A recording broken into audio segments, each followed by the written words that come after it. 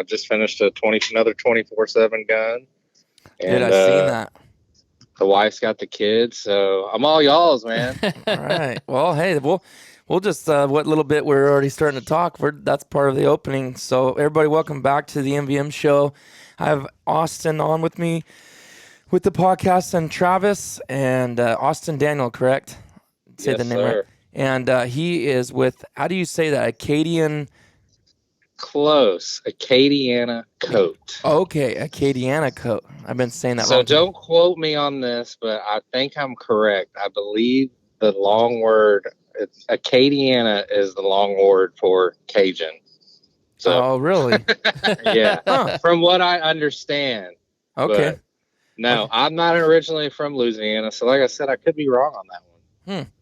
That's interesting, because I was kind of wondering where that name actually came from. So anyways, guys, I don't remember exactly. I want to say it was Ricky Nicholas that I first seen his stuff on, and I was really impressed. I've been looking at people that Cerakote for a couple of years now, and I was like, man, I think at some point I want to get that done. And I seen Ricky getting his done by you, and I was like, dude, that was sick, because you were kind of doing the progress on your Instagram. And by the way, guys, check him out on Instagram. It's all one word, Acadianakote. So Acadianakote. So if you type that on Instagram, you can follow him, and he does incredible work. And I think you're working on Easy Living 11's gun right now. I am. Yeah, actually, Brandon's. I just finished it. And to kind of go back on Ricky, that was the big thing he wanted me to do, to show everybody, because everybody's curious how Cerakote works. Mm-hmm.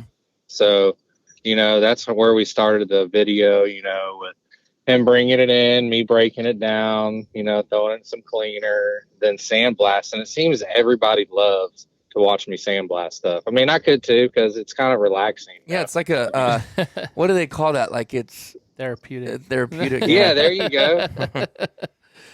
I mean, it's therapeutic for me to watch, me spray a barrel and it just goes on, clean. I'm just like, Right. Totally.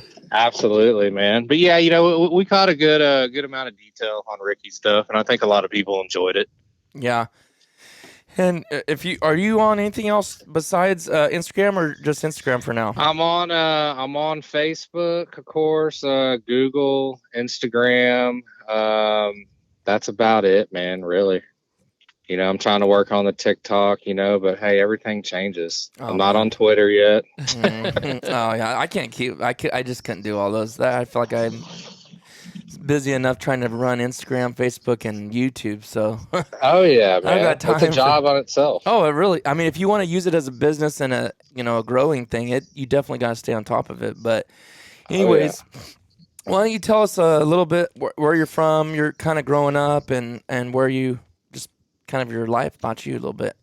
Yeah, man, absolutely. Well, again, my name's Austen Daniel. I'm 39 years old right now, but I'm originally from I'm sorry, turning 39 in June, so almost there. But no, I'm originally from Fort Worth, Texas, and I was always in the oil and gas pretty much in my starting in my 20s. And then in about 2012, I decided to move down to Louisiana. I met a girl and had a job opportunity, more money, girls, a win-win, right? So anyways, 10 years later, I was still in the oil field and married, had 2 kids with the same girl that I started out with. And I just kind of saw the writing on the wall, man. I wasn't really happy in the oil field. It was just, the same thing. You should be happy when you're going to your job, right? Mm-hmm. So, I kind of saw the writing on the wall, the direction of the oil field. And my brother did some stippling and laser on a bunch of Glocks, frames, metal slides, all that. And he's the one who said, hey, man, you should really think about getting into Cerakote. So I did my research, thought, all right, man, this is pretty cool stuff, and I'd had a couple of my guns Cerakoted before this. So I just looked into it, talked to the wife, made a decision to spend, a little of our life savings and totally do a career change for myself. And like I told you before, I've never worked so hard in my life. The last 2 years working for myself and coating and everything, but I've never been so happy in my life. Wow, that's awesome. And everybody says, "Oh, it's about the money coming in," No, it's not, man. I mean, it's really like I enjoy about being happy. Going to work. Yeah, about going to work every day. If something bad happens, I can leave. Yeah. Yep. So, the only one I have to answer to is, unfortunately, the wife sometimes. Yeah. Is she the slave driver or what? My wife, Sarah, she's good, man. We work hand in hand great together. I couldn't ask for a better partner on that side, but, awesome. And we worked together for 2 years because she actually got laid off, right during the pandemic and all that. So we both were, coating, and we have an engraving business as well. So, yeah, man, it was just a wild adventure. We're kind of settling down now, but I mean, I love it. I love my job. It's stressful at times, but it's nothing like the oil field, man. Yeah, well, let's pay me to go back. Well, let's go to that a little bit. I mean, I know you probably don't want to talk a ton about what you don't really care to do, but at the same time, people that listening to this podcast, maybe that's something they are interested in, because everybody has different taste, right? Like there's things I don't want to do, but guys seem to love it. I'm like, hey, that's all. It's good for you, man. We need people in every industry, right? Like, what if we didn't have guys working in the oil field? So somebody likes it. Oh, well, I'll tell you what, the guys that don't get enough credit in the oil field are the guys that you never see. They're out on those platforms for, they could go 27 to 10 off, or a month on, or 3 months on, 1 month off. I mean, those guys are the ones that I give credit to, because, those are the guys that are working their tail off like no other. So kind of tell us about like how you got into it. I mean, is that something your family did, your dad did, or what got you into that? Well, what, into the oil field or Cerakote? Yeah. No, man, when I graduated college in, '08, landman was a big job. And like I said, I was out of Fort Worth, Texas. So them looking for oil, drilling, selling leases. That's what I started. I mean, it's just like everybody was doing it. And honestly, the day rate was just so crazy. You would want to work for them. You would want to get in the oil field if they were paying you that much money. It was crazy. So, I mean, that's my parents and no one else is really in the oil field, man. It's just, I think in '08, it was really booming then for everybody, but, that's really when I started, but he was in the advertising business. And he actually, my father, he did the advertising and artwork for outdoor advertising for billboards. So it kind of ties into what I'm doing now, which is funny. He did always artwork, and now I'm back in it. So what did you actually do in the oil fields? Man, I was a customer service rep, and I used to take care of all the big dog companies like Shell, Chevron, Anadarko, if you've heard of those guys. And basically they would order all this stuff, and I was in charge of making sure it was on time, it was put together, and they were yelling at me when they didn't have their stuff. You're the go-in middleman that always got the... And I was, oh yeah, and it's, hey, it is what it is. You just sit on the other line and just say, okay, yes sir. Now I'm working on it. So is that what you kind of hated about, like, not that you don't like customers, because obviously you love making people happy with your work that you do now, but like, was it just because you were always getting the bad end of the stick of if anything went south, or like, what did you not like about that job? Nah, I think just being here in Lafayette, Louisiana now, when I was working for this company, I just realized that I couldn't go any further unless it entitled me to move to Houston. And listen, I'm from Texas, but you couldn't pay me enough to live in Houston. Sorry, Houston. I can't do it. I can't do it. It's too busy. But, I just felt like I was just kind of stuck in a rut. Yeah. It was just the same thing. I go through emails. send quotes out to these people, and and then also the scary part of the oil field is, it's a roller coaster. Mm-hmm. You could be up high 1 week or 1 month, and then down low, or 1 month you're dipping down so low, you're walking in the door, and you see HR walk in, you're like, I'm next. You know what I mean? And that's kind of, that's scary. That's really no way to live. Yeah, that's a hard way to live. Yep. Yeah, it is. So, and I mean, everything goes up. I mean, it's just, like I said, it's a emotional roller coaster in the oil field. It can be. Now, let me ask you this: is it that way for the guys out in the field, or is it more so for more of the people doing like what you're doing and stuff, or is it like that for everybody? Nah, with me being in the oil field from started, like I was a landman doing leases and stuff. I was on the easy side of it. Uh-huh. I was sitting behind a desk. Yeah, sometimes I'd have to put tools together, but those like going back to those guys, man, that are out there, I mean, they're the ones really doing work, and more power to them, because I couldn't imagine the stress on, especially wives growing up kids, while the dad's at home. I see it all the time. It's hard. Mm-hmm. But they do it, and hey, that's what makes America great, right? Yeah. Yeah.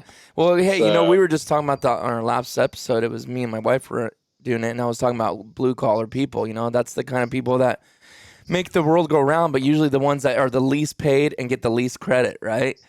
Absolutely. But you got all the actors in Hollywood, you got all the sports players, and good for them that they're that talented. They could do that. I mean, that's great. Honestly, can you imagine doing that job for a living, just playing hoops? But it's like at the same time, they're so idolized. While you got EMS and you got oil field workers and you got mechanics and all these people that keep stuff running, like no credit and low pay.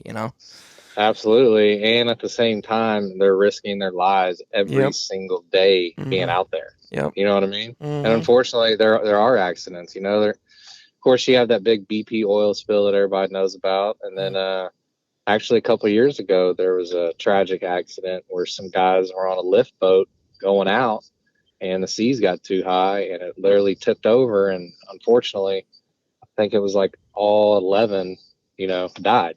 Mm-hmm. And then that was kind of close to home, and some other companies, I didn't know anybody, but there was people, in my same area of town that knew a lot of people. Yeah. So yeah, I mean, I got more power to those guys. Yeah.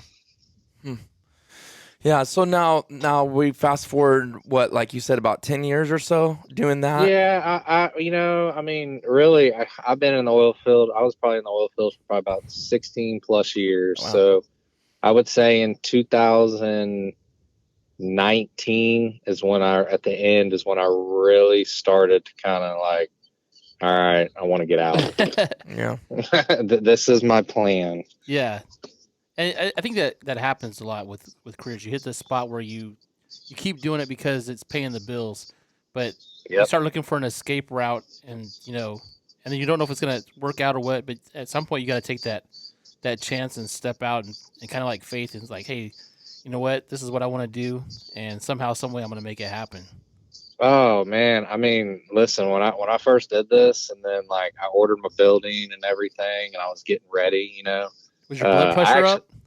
Well, what's funny is I got everything lined up when it was January 2020. Like everything was good to go. I had a lot of stuff ordered, and my date I was gonna quit or turn in my 2 weeks was April 1st, 2020. Right. Well, mid-January, January 30th of 2020, I get laid off, but my severance was till April 1st. So I was like, it's a win-win, right? Well, 3 weeks later, that's when COVID started ramping up, and my wife got unexpectedly laid off, and I was like, and she was the breadwinner. Yeah. And I was like, we were like, uh-oh. Yeah. Like, what do we do?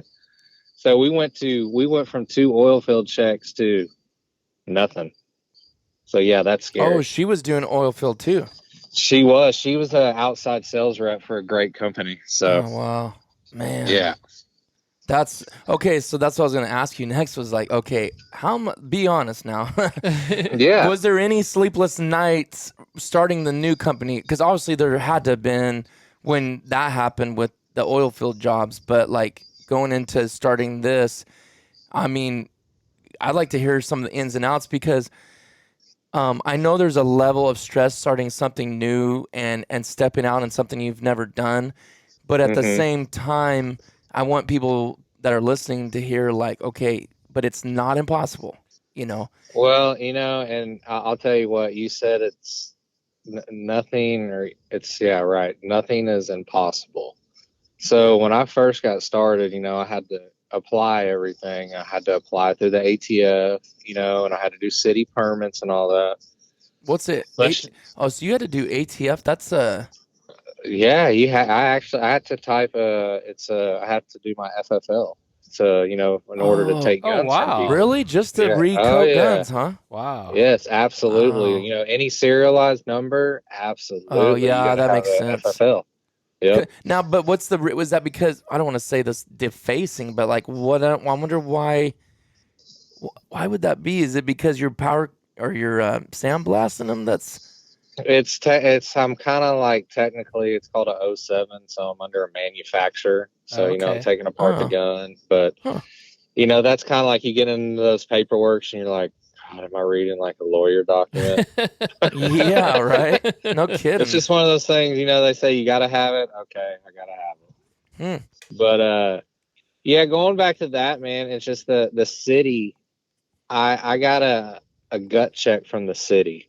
City of Lafayette really, they really did a number on me. They basically said when they found out that I had guns and paint, they flipped out. I mean, guys in black suits show up, huh? I mean, they flipped out. It was crazy. They said, you can't do this. Da, da, da, da. Well, I, went back and forth. And anyways, they told me I bought a 36 by 16 portable building. It's a Dirksen building because I didn't want to pay lease on a building. I wanted to pay on something that I would eventually own, right? Okay, wait, I want to hear. Okay, I know I'm not. I'm kind of trying not to go too fast because there's some details in here I'm curious about. So, how big of a building you said?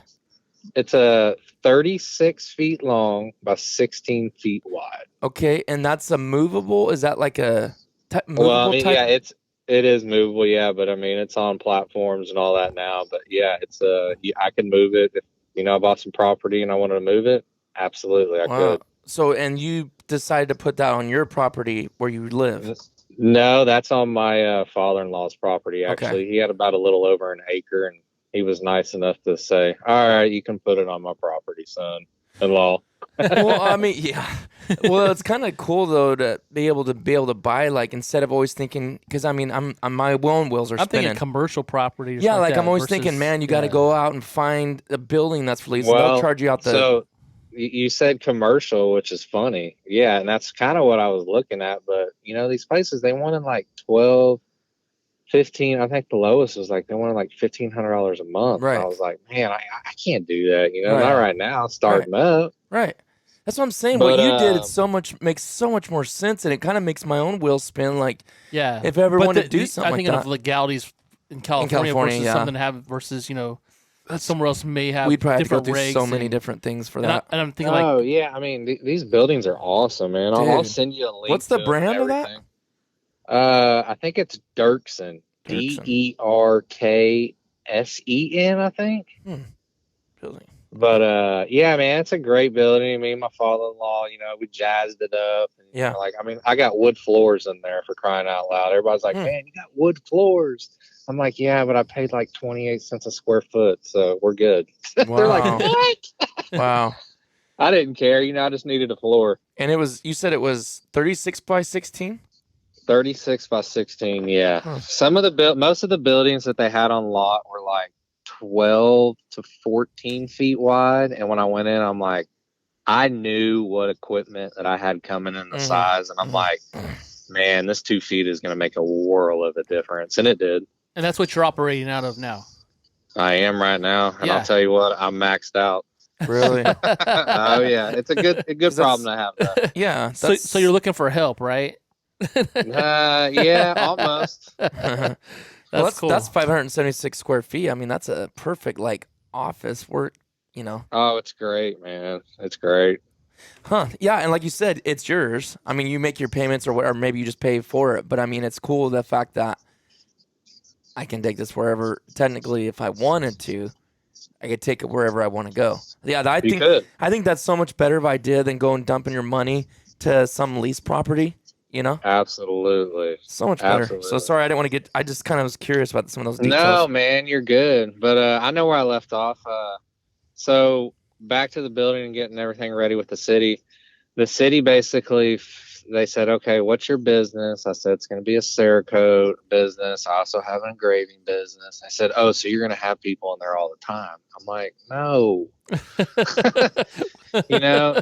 So they said, well, you're going to need a bathroom in this. And I'm like, why do I need a bathroom? Like I go on the side of it, huh? Yeah, and so anyways, there, putting a bathroom is not easy, especially in Louisiana. In some parts where we're at, we're kind of outside the city limits where my father-in-law lives, so he's on septic. Well, I can't just branch off a septic, so you're talking a bathroom and septic tank. You're over $10,000 easy. Wow. So I'm freaking out. I'm like out of money. You know what I mean? Like I got everything coming. I'm like trying to get my certificate of occupancy. And they basically tell me you have to have a restroom or you cannot operate. At that point, I was down, dirt, I think I was 37 then. I'll tell you what, I was 37, grown man, and I was bawling his eyes out. Yeah. No lie, saying like, what am I going to do? I'm screwed. They're not going to let me go. So after calming down, luckily my brother, he's a entrepreneur, and he knows the ways, how to business, especially the street side of it. And he said, call your local. And I'm going to tell everybody, listen, if you got a problem with the city, call your local councilman. So I said, well, what do you want me to do? He said, just call him, tell him everything. So I looked up the guy in my area, called him, explained it. He said, all right, I'm going to give you a call in 5 days and let you know. And I'm like, oh, right. Politician, sure. Right? Yeah. He called me in 4 days and said, all right, you're good to go. I said, what do you mean I'm good to go? He said, they're going to let you go. You got to do this. And so anyways, they made me go commercial. And I basically had to spend another $7,000. 9 months later, I finally got my certificate of occupancy. Wow. So you went 9 months. 9 months because I was not having a job. And your wife not having a job and getting started. Wow. Dude. Absolutely, man. It was the kick and yeah, big time. But back to saying nothing's impossible, and I said this when I first opened up. I'm glad I didn't quit, and nobody ever quit. And this thing, when someone tells you you can't do it, bullshit. You can do it. You just got to put everything you got into it. Yeah. And it might work, or you'll find a way. I mean, just like the councilman helped me out. And I never knew that you could call your councilman. Neither did I until I called my brother. I'm That's like, good to know. Like you said, you might be helping somebody out there with that. Yeah. Listening, You know what? And I hadn't even talked to that councilman since. I've been meaning to kind of go by, but I mean, honestly, send him a gift card or something. Yeah. And actually, I think I said something like, hey man, I'll coat something for you. He's like, I can't accept presidents or gifts or any of that. So he's basically just trying to represent you, the people or businessmen. Right? I mean, technically, what does he get out of it? I guess that's just his job. I don't know much about city councilmen. I don't know, man. I guess they're kind of like lobbyists or something. Wow. They kind of weasel their way in and say, hey, remember when I did this? Okay, we'll let him go. Yeah. Don't tell me the details. Just get the job done. I don't care what you did to do it. The point is, I run a business now. And I mean, there was a guy that worked at the consolidated government who I was working with. And at the end of the time because he said, all right, we got your certificate of occupancy. I said, all right, well, I'm coming to get it. And right now. And he says, right now? I said, yeah. I said, can you please print that out on the thickest card paper? So I went to pick it up. He said, Austin, I'll tell you what, I've never seen anybody work so hard. Have fun. You're free. Wow. And I got it. I had to reapply to the ATF after that because I couldn't apply to the ATF. Yeah. Once I had my certificate of occupancy. And then they kicked ass, man. It was 26 days and I had my license to operate it. And then I started coating immediately. Man, dude. Wow. 9 months, or really, was it even? It was probably longer than that. Then really. Yeah. Let's see. I don't think I actually officially opened, dude, almost until like the middle of October 2020. Man. Maybe November. Yeah. That's like having a new Ferrari with the keys and you can't drive it. Dude, Yeah. I'm 6'4". You got all your stuff. You know what I'm saying? You're ready to go. But you can't. You can't go anywhere. Nope, I couldn't, man. I was 6'4". I'm still 6'4". 6'4", 267, 270, let's call it. In October 20. Now I weigh 207 pounds. Dude. 207, 210. They literally, it literally took weight and stress. So, wow. But, it goes back to, you're working by yourself. I never worked so hard, but it was totally worth it in the long run because at the end of the day, that certain person, the consolidated government that didn't want me, I won. Yeah. That's how I feel. Yeah. And look at, like you said, you enjoy going to work every single day. Absolutely, man. Yeah, you can show up when you want, right? Like you said, you can leave when you want. You can schedule your own vacation, and you don't have somebody telling you they're like, okay, you can't take today off. We need you or whatever. Mm-hmm. Oh yeah. If you got kids, got to do something with them or whatever. Oh yeah, I got 2 kids, so they're always got to pick them up here and there. So yeah, and I know, trust me, when you're going through things, it is a weight. Like you said, you lost all that weight. It's a weight on your mind. You're losing sleep.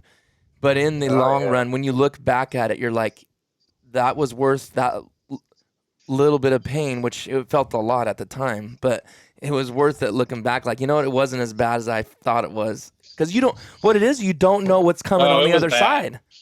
Well, you know what I mean? Like, no, yeah, we all wish we had a crystal ball to see the future. In the scope of life, it's not.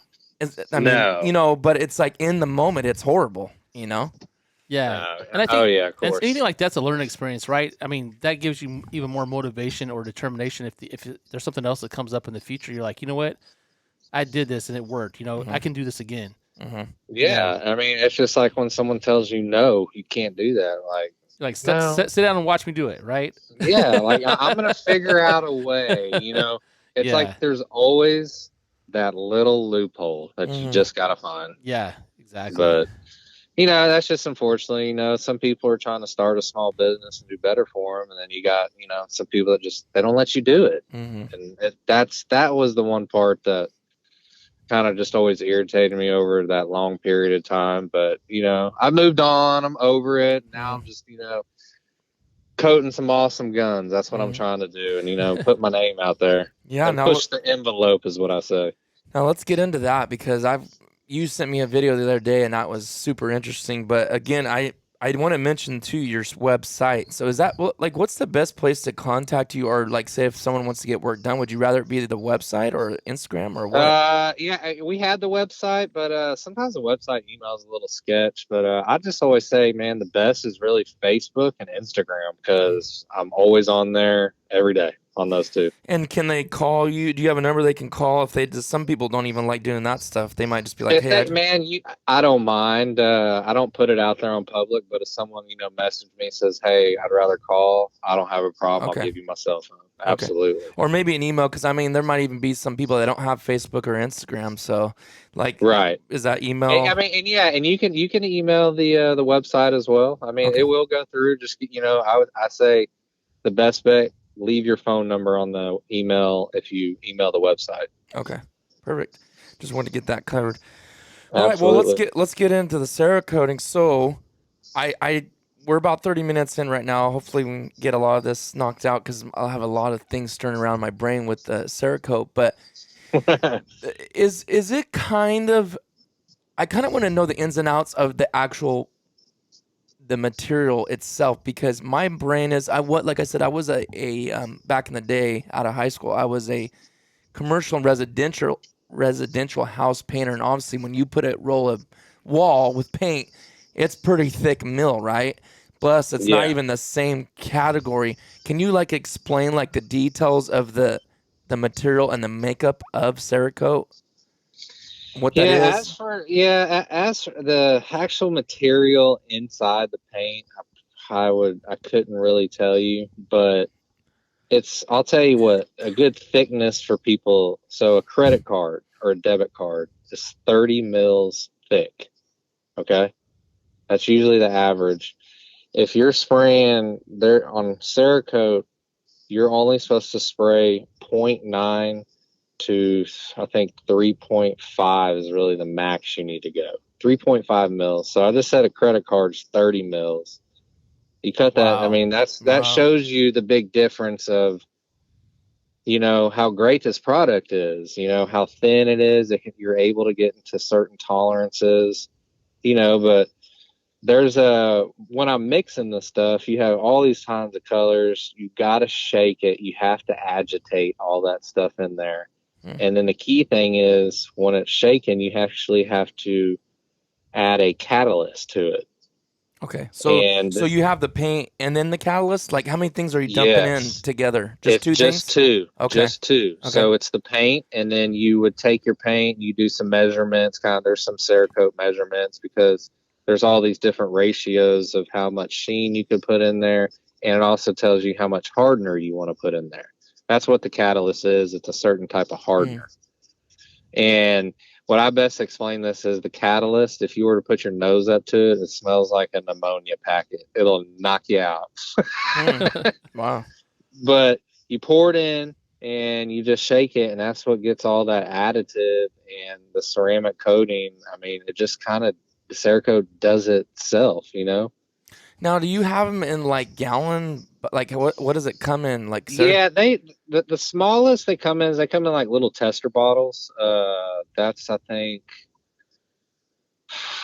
30 ounces, I want to say, and then you got pints, quarts, and you can even get all the way up into the gallons. And do you have an actual shaker where you put it in this shaker, the paint shaker? Yeah, man, I bought this awesome little like paint shaker from Harbor Freight. You can it's got like a little vise on there. It's awesome. It's annoying, but it does its job. Yeah, shakes it up. So you put so you got this, and is it called Cerakote paint or is it just regular paint with the catalyst added? It's really technically ceramic coating. Okay. They don't even really like to use the word paint. There's there's a hashtag me and my trainer use, hashtag don't call me a painter. But yeah, it's actually a ceramic coating, man. And so once you put that hardener in there, you have to shake it. Like basically if you take I'm trying to think of a science lab beaker glass, okay? A small beaker glass. Mm-hmm. Once you pour that in, the paint, you pour the hardener in, I stick a rubber glove over it to kind of give it a tight seal, and then I'll just shake it. Like, like a Coke or something, you're shaking up a bottle. Mm-hmm. I'll shake that for about 30 seconds. And then I actually have a strainer inside on the top of my cup of my paint gun. And it determines on what kind of coating you're using, what kind of Cerakote. If it's got metallic, you have an actual filter that you're cleaning it again. So anything going into the gun from your beaker, it's going to hit that filter and it'll all go into the paint gun without any dirty trash. Because, trash and debris are floating anywhere. They'll get in anything. Mm-hmm. But that's the last kind of barrier for it to say, all right, if there's anything in this paint, it's not going to go through this gun, meaning it won't shoot out the gun. The paint gun. Yeah. Now that gun you're using, it's kind of more like a super obviously fine. Is that something they use for like cars, like same style of paint gun? Nah, I would say a little bit bigger, man. These are they're called LP80s, or baby LP80s, Iwata. They're a pretty penny, but when you know how to use them, there's a lot of tricks to them where you can get them to a very fine point, as you can see on some of my, detail Mm-hmm. logos, all the way up to, 4-inch fan pattern. Hmm. So, I mean, the paint guns is one of the most important tools of Cerakote by far. Hmm. You gotta have, And the yeah. premise.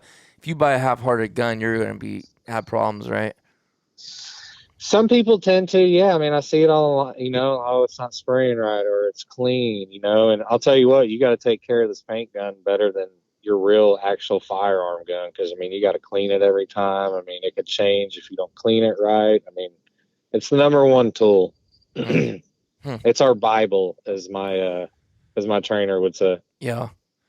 Now, did you build a paint booth inside of your building? Because obviously you got to have somewhere that's pretty clean and like stuff's getting sucked away, right? Or is that stuff heavy enough that it Yeah. falls? Or No, I ordered a big old thing from, I think it's Pash Air Supply, but they just make some awesome walk-in paint booths where it's pulling like 36 feet of air a second or something, like 36. I mean, it pulls a lot of air. So if you can see some of my photos, you'll just see that even though my filters are sometimes dirty, you'll just see it all just go right out.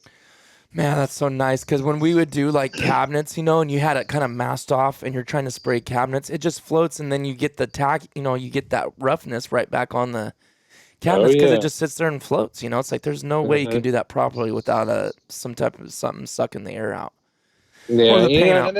yeah, there's some things, when I first got started, I could go cheap on, but there's, like I knew I wanted the top-notch guns that I learned on. I wanted the top-notch airflow, Mm-hmm. and I wanted a really good oven, because those are the three most important. You got your prep, you got your spray, you got your air filtration. I mean, those to me are the three most important things of Cerakote.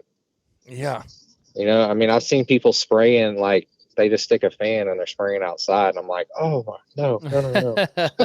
Right. I can't imagine. Yeah. Yeah, but So you said the Cerakote, obviously, well, I don't want to, how can I ask this? So you said, well, you were asking about the video, the corrosion earlier. yeah, I wanted to get into that, but I'm kind of trying to bounce between, and I'm just assuming this, so I'm obviously asked the professional. So let's say you got the gun barrel, that mill is going to be thicker than the innards of the action and all that stuff of the gun, correct? Yes. Okay, so I want to get one first done before I ask about the other. So let's talk about like the bigger pieces, probably like the barrel and the buttstock and all that. Is that what you're doing from about 0.9 to 3.5 mils?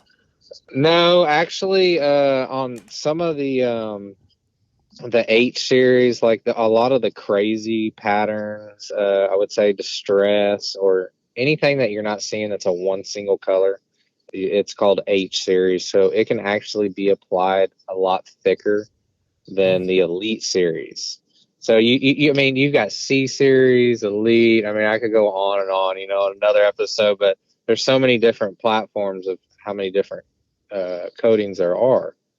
But the Elite, it's actually supposed to, one big difference is Elite is better for UV protection, hardness, and the main thing is UV.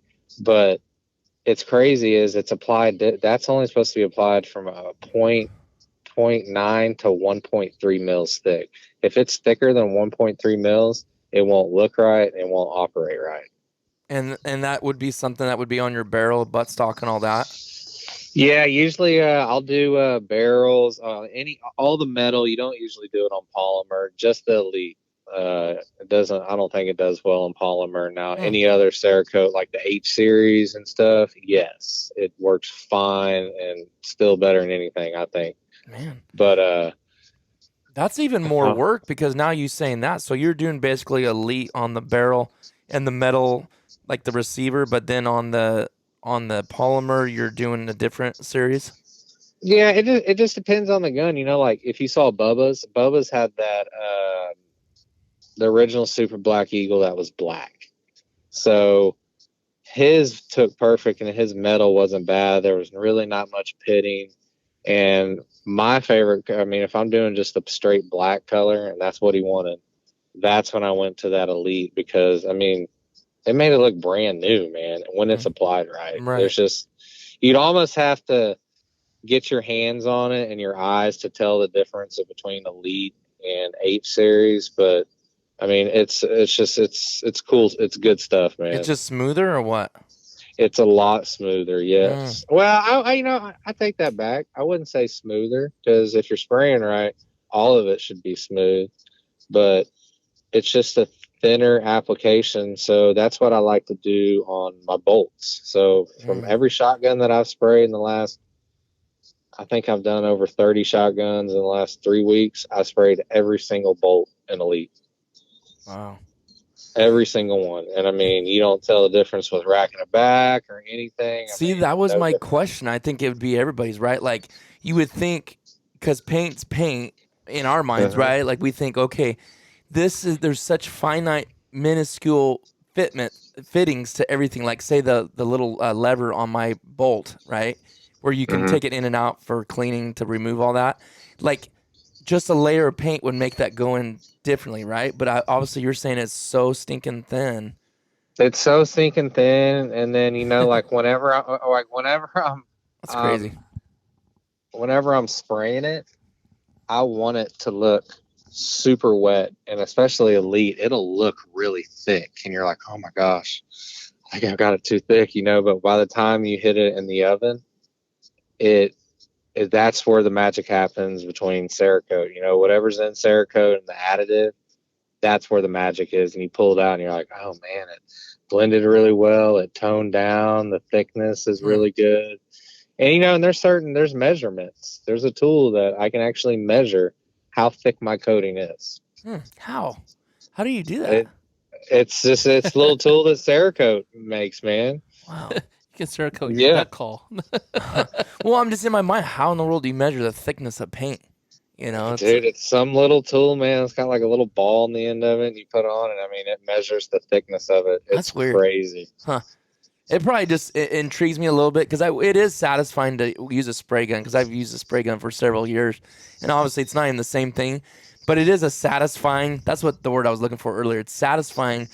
People put those videos on YouTube, this so satisfying. And you'll sit there and watch, like, certain things are like, man, that's fun to watch, and one of them was spraying door jambs or cabinets. It's just, you're watching that paint go on wet, and it's kind of neat. So watching your videos, I see why that's people's favorite, because watching you spray that down and just get that wet look and the sheen, and paint's floating, it's pretty cool looking, but kind of intrigues me. Like, man, that's so neat how that goes on there, and it's so strong.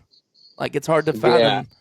I mean, and that's the thing, man. I promote Cerakote, and that's my job. But I mean, I'm so proud to spray this stuff, because, in my opinion, and I've seen it out there, and with this gunsmith that I use, that's in the guild, he swears, I mean, it's just an unbelievable product, man. I mean, there's nothing out there that can beat it. There's just not. And how good does it stick to the polymer? Like, say, the foregrip, though. I mean, is it really?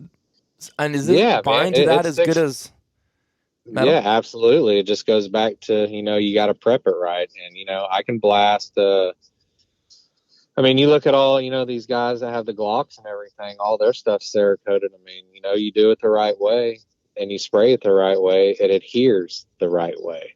And people that say you can't do it, they're just wrong. And I mean, all my guns are coated.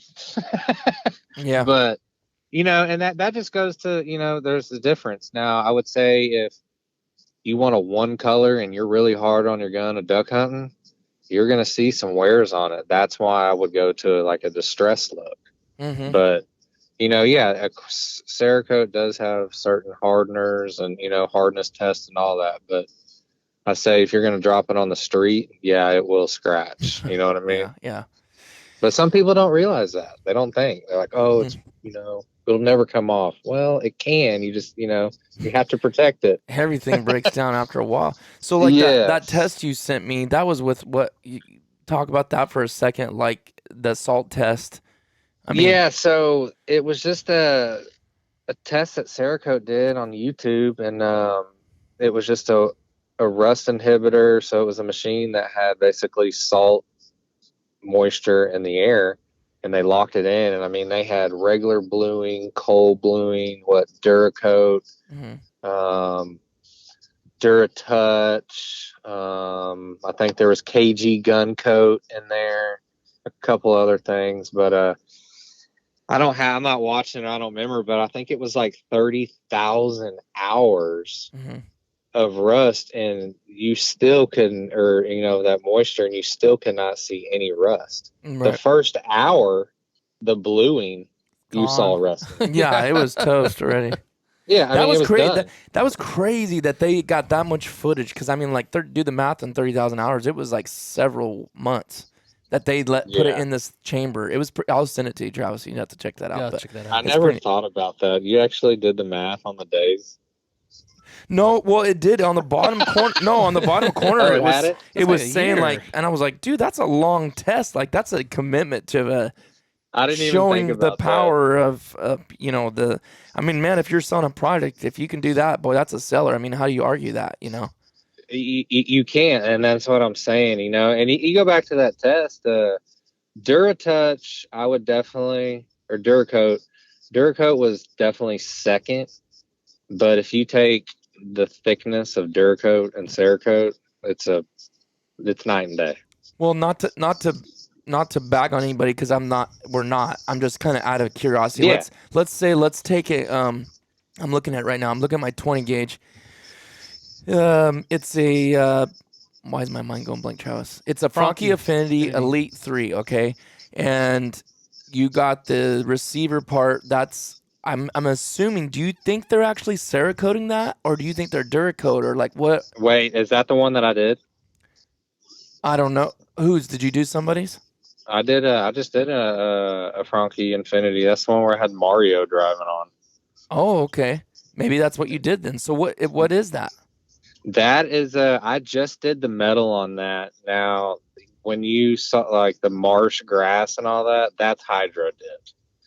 I don't do the hydro dip. He was just very specific. He wanted to keep it on. No, but okay, so that was a Franke Affinity?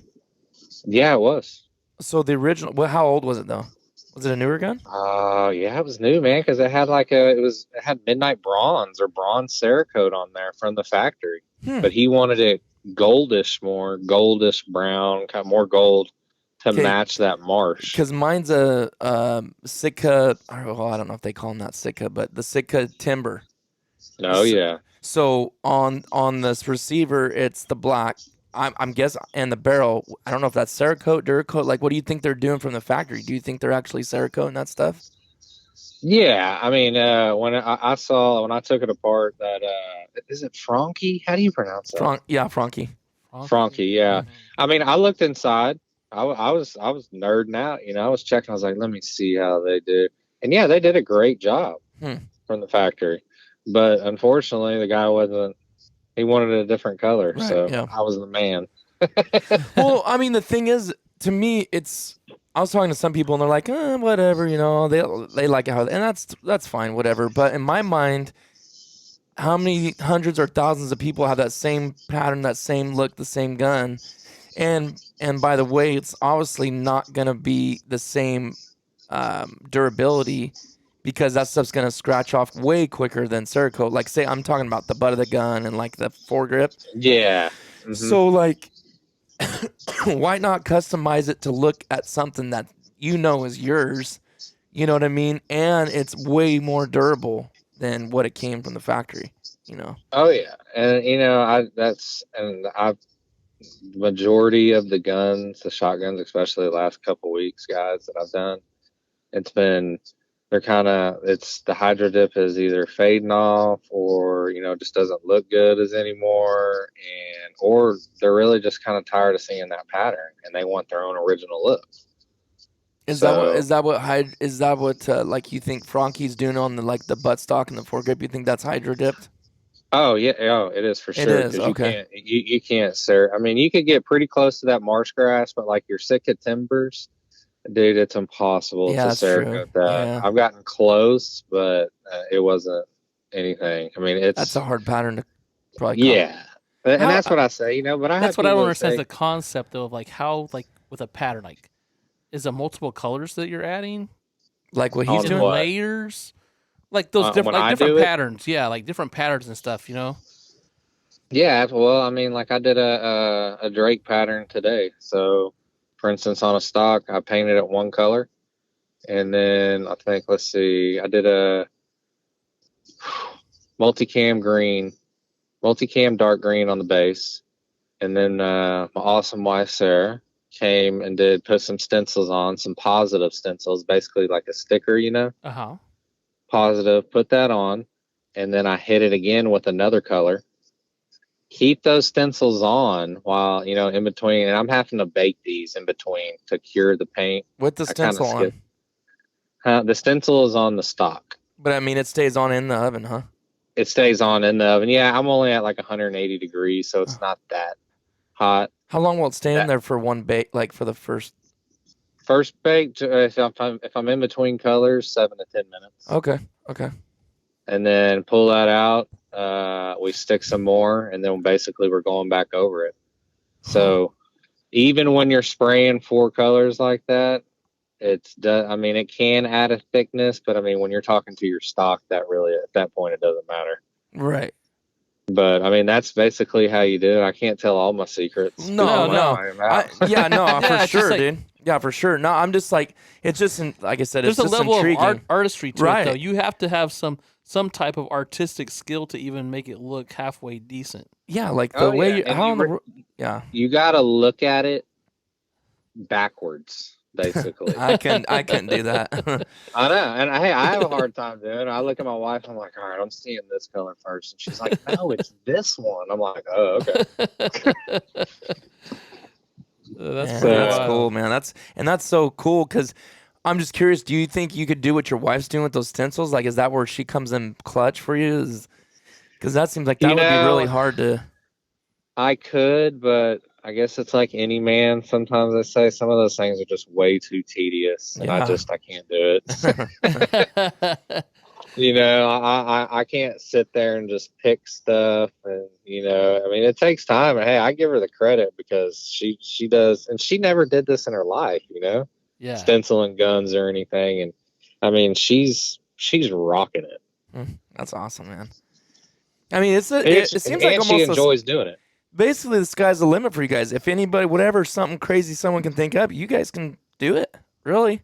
I mean, I'm looking on your Instagram and like the stuff you guys are doing is wild, man. Like, what was that? And it's not just for you guys listening. It's not just guns. Like, what'd you do with, what was that other thing I seen in here? The missile? Yeah. What is that? No, that's like, what is that? Like the mortar shell? Is that what that is? Flame. Oh, that flamethrower thing or something. Oh, flamethrower. Yeah. I'm just saying it. Basically, whatever you want, you guys are doing. You can pull up that. Yeah, man. I mean, anything, metal. I did an old baseball bat that a guy wanted the original writing on it. It was like a 1950s wooden baseball bat. And special, I had to look it up. I found the logo, and I think it was an old Spalding, I think. And I mean, I Cerakoted his logo back on his bat. That's so, I mean, cool. yeah, you can do anything. That's cool. I have stuff on my car that's Cerakoted, so. I mean, it makes sense, though, it's like. Yeah. Like, throw that light switch. I'll Cerakote that.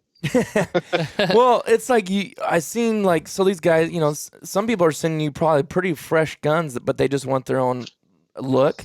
And then there's guys sending you stuff that's like, whoa, that thing has been through it and it's rusty and da-da-da. And then it comes out after you're done and it's like, whoa, that looks like literally a brand new gun. So your kids' bicycles are all Cerakoted too, I would imagine. No, I almost wanted to. I have an old vintage BMX bike that. Okay. So now you're talking my language. What do you have? Because so check this out. I bought this Redline 1986 Redline Pro Styler when I was 14. I had it for years and years and years, and then I let my brother-in-law use it. My father-in-law gave it to a neighborhood kid, And I came back from living in Vegas, and I was like, "Where's my bike?" And he's like, "Oh, he gave it to a neighborhood kid." So I've been looking for that neighborhood kid for the last 20 years, right? So I never did find him, but I was on Craigslist, and I was looking. I'd get on and look for frames every once in a while. And Yeah. this guy was selling some stuff about 3 hours away from us, and I scrolling through his pictures, and right in the back was my same bike that I had. It was the same color, same model, everything. So I called him up, and I drove 3 hours and went and picked it up. My wife and I one weekend, and so I got it back. I've been riding it. I'm almost 50, and there's some things that you did when you were 14 and 16 that you shouldn't try to do when you're 50. But yeah. This So what do you got? This old bike. I mean, it's a little. I think it's like it's got 15-inch tires on there. Yeah, but it's a Ross Piranha. Okay, I know exactly what it is. So, and actually, I know the owner of Ross. Short story. Not the new Ross. He's actually rebranding Ross bikes now. Okay, which is awesome. But yeah, dude, my parents bought. I think it was my brothers when they bought it, and I got it.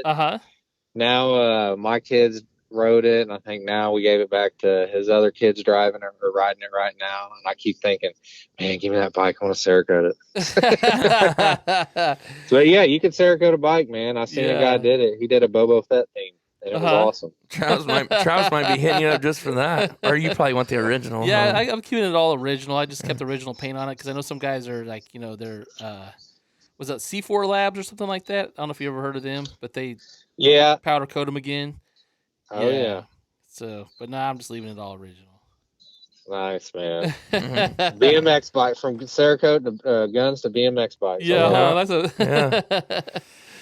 That's crazy. Oh man, I still got about 1,000 questions, but we've kept you about an hour, so I don't want to go too crazy. What else could I? Have me on more, man. I am. One. Yeah, we got some stuff. We got some stuff in the works together. We're gonna be doing some stuff. I think it's gonna be pretty cool. But oh yeah, absolutely, guys. Yeah, I guess I'll just have you on again because there's too many other questions I have, and we'll just go and go and go. And I know you got stuff to do, so. But anyways, hey man, I could talk Cerakote any day, all the time, man. Like I said, I love what I do, and I appreciate you guys. That's awesome, man. That's a great. You do killer work, man. It looks really good. Really good. You guys, you really got to check it out. I'm telling you, he can literally do anything. I don't want to put too much pressure on him, but if you're looking at his page and you're a guy like me, you're like, what can he not do? Like it designs whatever, but. Anyways, me and Thomas want to get our guns into him, and so that's going to be something that you can even see for those of you that watch the YouTube channel. At some point, we want to do a video of it and show the details. And you said you were going all Ferrari red with the little yellow prancing horse on the side, right? That's what you're doing for your gun, dude. You can do whatever you want. Our motto here at Acadianakote is, you pay it, we spray it. So check them out, guys. You said Acadianakote, right? Is that how you pronounce it? Acadiana. Acadianakote.com. It's with the K-O-T-E. Yes, sir. And check him out. Instagram, Facebook, his website. And, man, thanks, Austen, for coming on. Let's pick your brain for a little bit. We'll have you on again because there's a lot more questions I didn't even touch on about doing all the smaller parts and stuff like that. But absolutely. We appreciate your time. Appreciate it. Thank you. We'll be talking to you soon, man. All right, guys. Y'all have a good great evening, man. All right. Thanks for listening, everybody.